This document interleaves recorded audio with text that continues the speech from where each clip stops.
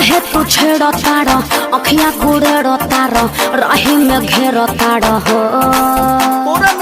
सामने से हिला डोला दिलवा के राज खोला कच्चा हतारो बोला हो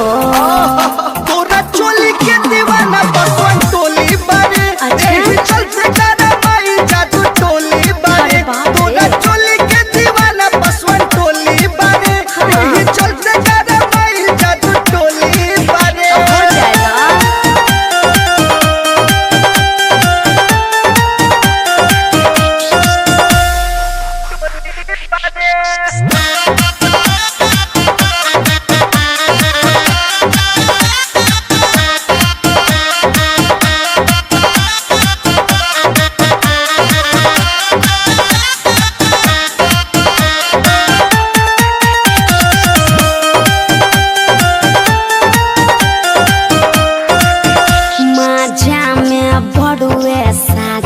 अच्छा यही से कहिला जा जा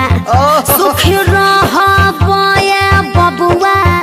तू प्यार के पहाड़ा भुला जा तू ही मोर जान हऊ तू ही अरमान हऊ तोहरा पर दिलवा आइल तू ही परान हऊ चल जा जा काहे तू बैठत बारू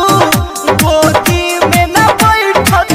बारू तोहरा न मिली अभी कमर न हिली अभी दूर बादिली अभी हो बुझला तोहरा न मिली अभी कमर न हिली अभी दूर बादिली अभी हो तोरा चोली के दीवाना बसवन टोली बारे यही चल से करे माई जादू टोली बारे तोरा चोली के दीवाना बसवन टोली बारे यही चल से करे माई जादू टोली बारे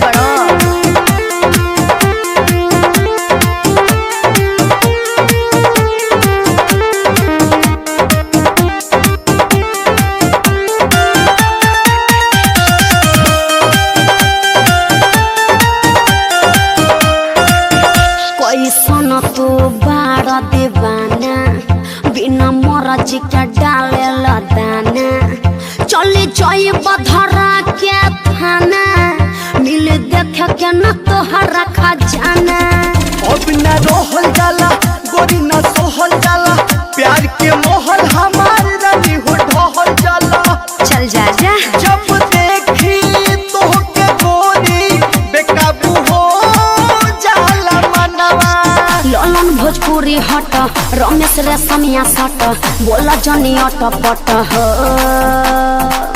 रवि अंतु हट रमेश रेशमिया सट बोला जनी अट पट हो